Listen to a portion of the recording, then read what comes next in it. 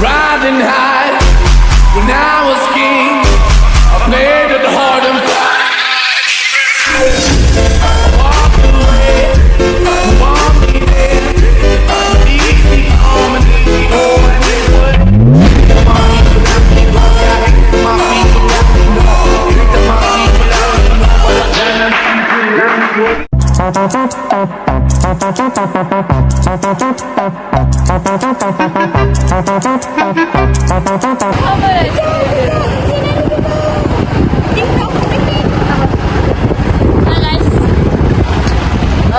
So today we are going to pedagogy class.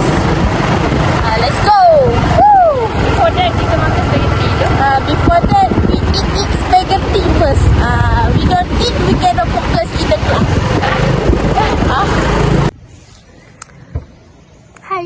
So, in this week, we have learned about two ways of learning, which are teacher-centered and student-centered.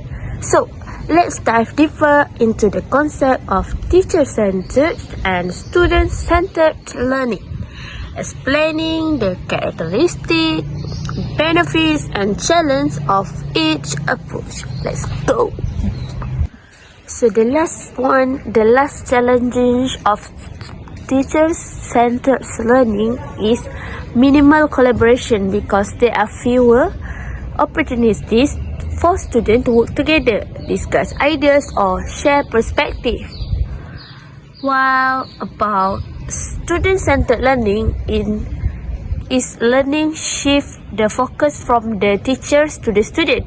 This approach encourages active participation and place student at the center of the learning process. Here, the teacher acts as a facilitator, guiding students as they explore and discover new information on their own. So, the characteristics of student-centered learning are active learning. Students engage in activities such as problem solving, discussions, group projects, or hands-on experiments. They are encouraged to take responsibility for their own learning. Second, collaboration. Students often work together in groups, sharing ideas and learning from each other. So, the last one is critical thinking and creativity. Students are encouraged to ask questions, explore different perspectives, and come up with solutions to real-world problems. So, what are the benefits of student-centered learning? So, first one is deeper engagement. Students are more likely to be engaged and motivated when they actively participate in the learning process. Second, development of 21st century skills. This approach helps students develop important skills like problem solving, critical thinking, communication, and collaboration. The last one is personalization. Students can work at their own pace and focus on areas where they need more practice or want to explore further. So, besides the benefits, what are the challenges of student-centered learning? First, time consuming. It can take more time to plan and implement, as it requires students to engage in more activities and may not follow a traditional structure. Second, classroom management. Teachers must manage group work, discussions, and activities, which can be challenging, especially in large classes. Last one is student readiness. Not all students are used to taking responsibility for their learning, so they may need more guidance and support to succeed in a student-centered environment. In reality, the most effective classroom often combine both teacher-centered and student-centered approaches. Teacher can use different direct instruction to introduce new topics and give students foundational knowledge, and then switch to student-centered activities to allow students to apply that knowledge collaborate with their peers, and explore ideas in depth. So, examples of a balanced approach are starting with a lecture, then group work. A teacher might begin with a brief lecture to explain a new concept and then ask students to work in groups to solve a problem or complete a project related to the topic. Second, guided discovery. The teachers provides a set of questions or challenges, but students are responsible for finding the answer with the teacher guiding them along the way. The last one, student who grasps the material quickly can help teach their peers, reinforcing their own understanding while assisting others.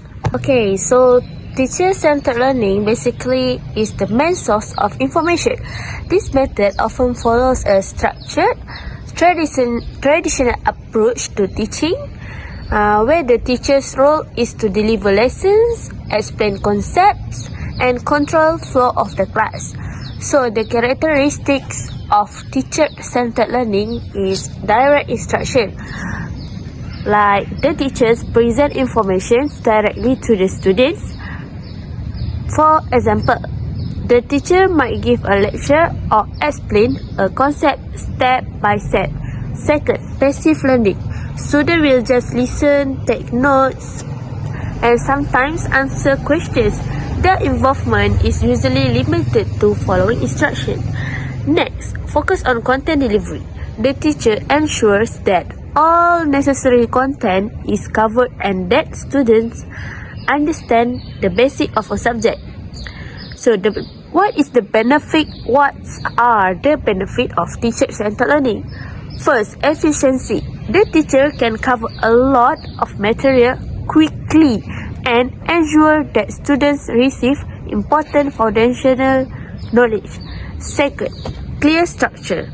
The classroom has a clear direction and students understand what is expected of them. And the last one is control. The teacher manages the pace of learning, making sure everyone is on track with the content. So, the challenges of teacher-centered learning. First, limited student engagement because the focus is on the teacher.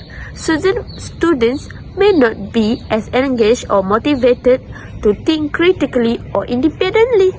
Second, lack of personalization. The teaching style may not clear to the different learning style of students.